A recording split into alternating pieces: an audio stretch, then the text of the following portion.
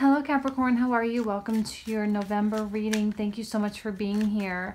Let's go ahead and get started. I've already been shuffling the deck here. Thank you for your patience, guys. I really, really appreciate it. Okay, Four of Swords. Beautiful way to begin. This is a period of rest, which I know you need and you haven't taken. I know you haven't. This is the break. Calm, quiet. It will be interesting to see what other cards come out. And I am doing these readings before I do the astrology portion of the reading. So there's no astrology here. But I do feel that this really is the break that is being called upon you. And maybe in some way, maybe you're not feeling it quite yet. But there is a sense of open-mindedness and being like, okay, well, whatever really needs to happen will happen. And it's a point of putting things in perspective, you know, things that you've gone through this year, things that you've had to deal with. You know, they could really be coming into play in a grander scheme that you couldn't really foresee earlier this year. It's a oops, we got one popping out. It's a very meditative state. Four of Swords and the Ace of Wands. Love it. This is about new passion, new love, new directions, new excitement. You know, it's about finding new things in your life. For some of you, it's a heightened sense of sexuality as well and fertility. Some of you may be feeling restless and really wanting to take hold of something new or someone new. Ace of Wands, all of the aces, you know, they're very difficult to ignore when they come into your life. They're very loud and they make you feel excited. There's optimism, there's enthusiasm here with an Ace of an Ace of Wands, sorry. I was going to say an Ace of Fire, which I guess I could have said. But, you know, fire represents our spirit, our drive, our motivation, you know. And sometimes we do find things in life that give us this newfound sense of motivation, right? A new reason for doing things. Sometimes it's love. Sometimes it is health things, right? Or someone in our family has been sick, and so now we are like, okay, well, now I'm really needing to step up and take care of the family or whatever it is. So there's force behind an Ace of Wands, but Four of Swords keeps it pensive, not impulsive, thought out, considered. Okay? New beginnings. I'm suspecting that for many of you, it's new beginnings in multiple areas. Not just love, not just work, but maybe love and work, or maybe financial and in terms of travel. Or, you know, I think it's working on multiple levels. It's multi-layered. Let's say that. And the reason for things is starting to come to light. The reasons why. And the Five of Cups. Some of you are still very upset about something that happened in the past. Some of you may still even be angry about something that happened in the past. Near past or far past. Sometimes a Five of Cups can go all the way back to childhood, you know, depending on what you've gone through. And sometimes this Ace of Wands can be a method through which we release these past wounds and these past hardships and these sadnesses that we carry along with us in our subconscious. Maybe not even subconscious. Maybe some of you are very conscious of doing that. you know, this is a Scorpio associated with the sign of Scorpio. It's a fixed energy, right? And the fixed signs, Scorpio, Taurus, Leo, Aquarius, they're all represented by number 5, 6, and 7. So fives are the most difficult in the tarot. And Scorpio and difficulties brings intensity, anger, hatred for some of you even. You know, like I have a friend who's been in a nasty custody battle, and he and his baby mama, like she just did something that was so like horrendous and grotesque in order to get custody, that, you know, it brings out hatred. Now, that's just a dramatic example. Not all of you are like that. I know 1 month I had someone, I hate when you give examples, but you know what? It helps add color to the reading, so I'm going to do it. But yeah, so it's a brutal energy, but it lends itself to getting to know yourself better, for one, and it allows things to surface so that we can then heal and to actually enjoy this Ace of Wands, because this is meant to be enjoyed. It's a blessing. It's something that the universe, you know, it's investing in us when we get an ace. It invests in us. And another Ace of Pentacles. So passion and material. Does it get better than that? These are running parallel to the Five of Cups. So good things are happening alongside difficult things. And here you are maintaining your composure. Beautiful things. Things that will flourish. Okay. Some of you may have financial focus this month. Career focus. Well, okay. King of Pentacles. Well, that's you. You know what? I have to tell you, something weird is happening with these readings. With Scorpio and Sagittarius, I pulled out a Queen of Wands, and she was in this exact same position. And I read it as it representing both Scorpio or Sagittarius. Now I'm getting King of Pentacles, same position, representing you, Capricorn. The reason why it's just curious is just it's weird that it happens to me in the exact same position in all three readings that I've done. And just kind of, I feel like there's even a weird connection maybe between Scorpio, Sagittarius, and Capricorn this month. Maybe you guys kind of have a weird energetic thing going on. I'm not quite sure, but there's definitely something there. But here you are, King of Pentacles. Now, this is actually the card of Taurus, but represents all earth signs. And when we talk about a King of Pentacles, we talk about someone who is very, one, can be highly successful in whatever they set their mind to. This is not someone that generally likes to push. You know, you're steady as an ox, right? You are a bull, or this is like represented by a bull. So let's think of that imagery. And this particular king is one that just allows things to grow organically. It takes the opportunities that are presented to them and allows them to be nurtured, okay? And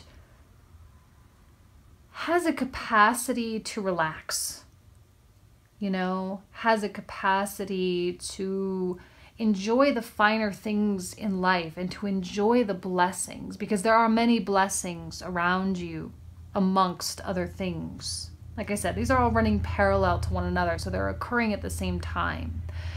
And a King of Pentacles handles this probably not in the best way, okay? And Capricorn, you're kind of there too. I think earth signs don't really like, no one likes the Five of Cups, but earth signs specifically, it can be, I'd say earth and air have a hard time with it because they prefer not to live in those emotional realms. they're happier when they're productive. They're happier when they're creating. They're happier when there's, something to show for it. You know what I mean? And so this has kind of left a sour taste in your mouth, whatever this is. And in spite of the good, there is still focus on this. There is still like energy needing to be dedicated to this in order to turn this around. This is a possibility to turn this around, the last judgment, right? Now, this could indicate an actual judgment for some of you, a court case or something like that, or it could be just something becoming illuminated, you becoming enlightened in some way, something coming to the surface. And, it's kind of like that. You can't unknow something. You cannot unsee or unhear, and once it's out, it's out. And this instills change. Now you can ignore whatever it is that comes out, okay? But I don't think you're going to do that because you're in a very pensive place. I think it's going to be considered. You're going to really think about things and you're really going to absorb it. Because you're in this break phase, right? Or you're trying to stay in this break phase where you just don't have to deal. I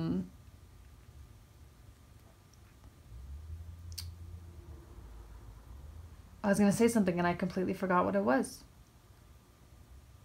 No idea. Let's just keep moving forward. Let's pull some more cards out.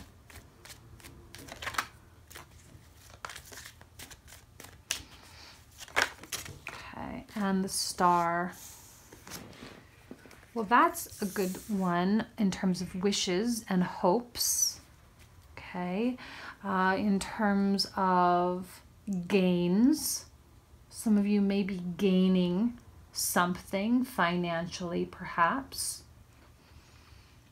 I often see the Star as being very magical, very high-minded. It's like one of those things, it's like in an ideal world, my life would be like this. And slowly but surely, these little mini miracles start to take place. This to me is a reminder not to forget the power of intention. To not forget the power of polarity. Polarity is a natural law, right? So we have two extremes. We have love and we have hate.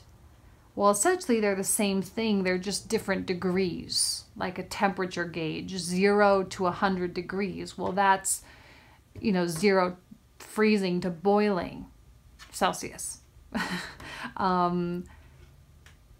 So it's the same thing. It's just more heat versus less heat, but it's a measure of heat or lack thereof.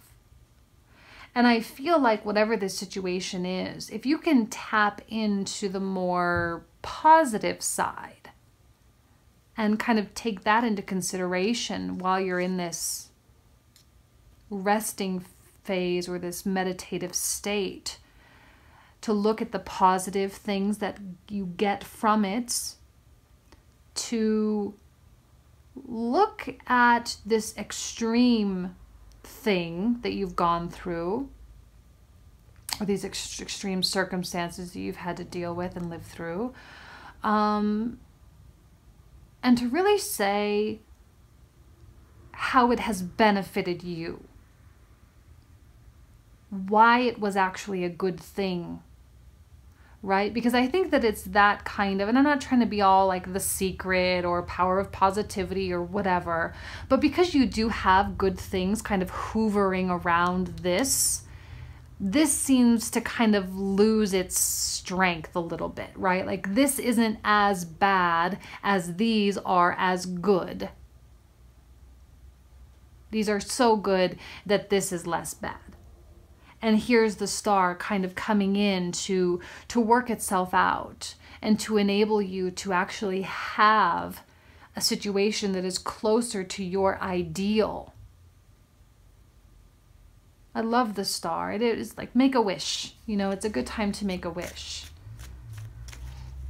And I do sense a sense of detachment with a star as well.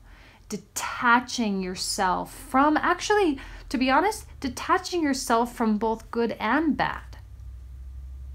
Right? This is a form of detachment, detaching, and, you know, not, your life doesn't depend on either of these, the good or the bad. Detaching, and that's what, you know, like the Buddha was all about, right? Detachment, and all of life is suffering. Happiness is truly found in the middle. And I think that's what this is, the middle.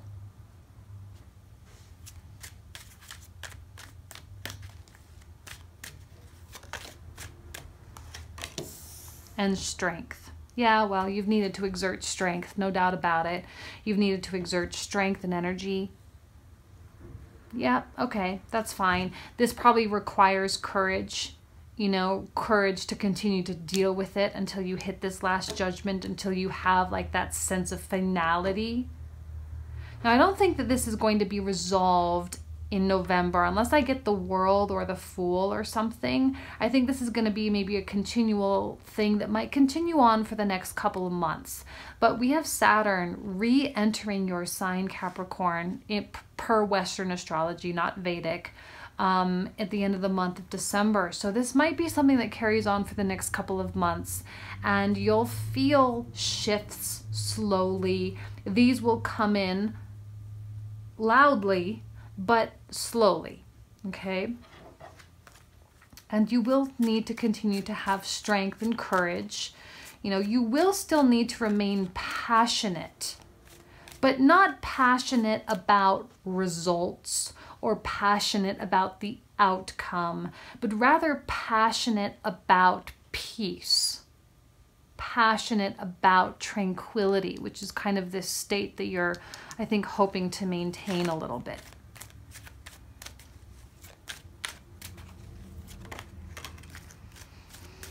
Well, 10 of Cups. Does it get better than that? The Lord of perfected success. You know, it's happiness and victory and the most positive outcome that we could possibly get in any situation. Love, work, family, health, whatever. This is an indication of things being okay and leading to the ultimate level of happiness. And it is because of your drive, your ability to climb these steep rocky mountains. The mountain goat, right? The one that finds himself in extremely precarious situations and yet continues to climb. And you've continued to climb all year, or for the past couple years for some of you. And I think it's coming. It's getting closer. You know, it really is. It's getting closer to things feeling less intense. You know, to have Saturn ripping through your 12th house, your subconscious, it's no doubt in my mind that a lot of things have surfaced. A lot of things. Now I'm just going to pull out a few more cards just to kind of wrap up the reading and to give a little bit more context. I'm just going to pull like 2 or 3. 3 of Swords, the Lord of Sorrow, goes hand in hand with the 5 of Cups. Let's make sure it's still showing. Okay. Yeah, I mean, there's no doubt you've had to experience heartbreak and sadness, you know, and disappointment. But the thing about this is it always brings about balance and it lends itself to healing. You can't have healing without the actual heartbreak or the actual sorrow or the loss. And so that's why that law of polarity is very important, because looking at hardships and difficulties from a sense of why it's a good thing and what opportunities that difficult thing brings about, because there's no doubt in my mind it brings about good things. It is because of this that these can exist. Another friend of mine, she may or may not be watching this.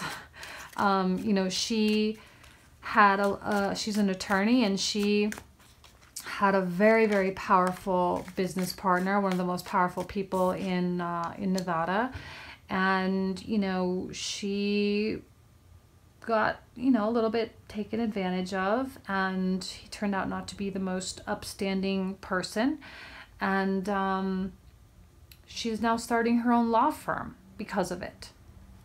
And she has been going nonstop, not only battling a bad business partner, but also battling significant health problems. And she's this warrior that just will never quit. And through the muck, she has found her lotus flowers, right? And 3 of Wands, 3 and 3. 3 plus 3 is equal to 6. And 6 is the most beautiful number. It is representing beauty in the Kabbalah tree of life, right? That place of peace, that place of equilibrium, that place of goodness. And 3 of Wands I often see as being about things coming to you. You standing firm, standing strong, and allowing things to sort of shift and mold around you. Ah, see? And then we have 9 of Wands. Courage goes well with strength.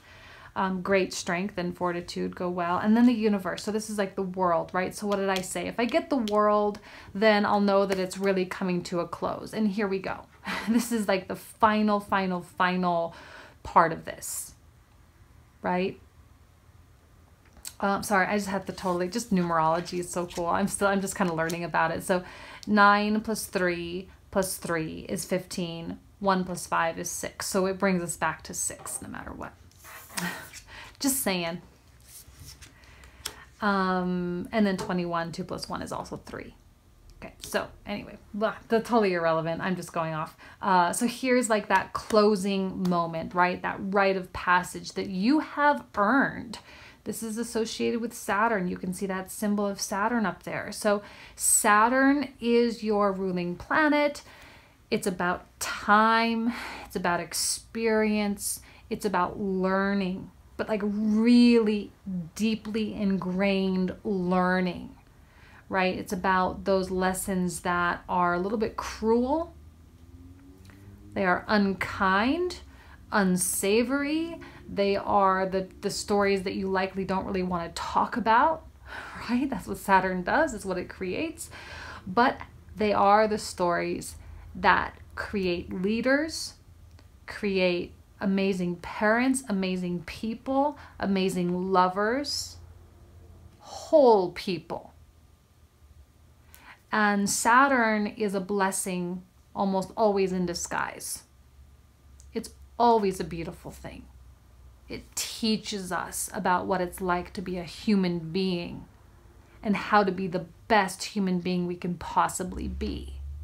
And here you've earned it. You, believe me, have earned what you're getting in these beautiful aces at the top here. It's all trickling down, you know, hopes and wishes, dreams coming true, peace, serenity, happiness, kindness, love, joy, victory, success, all things coming as you walk through the gates of the universe. Okay? So Capricorn, I wish you nothing but the best. Thank you guys so much for everything, and I will see you guys next month. Thanks.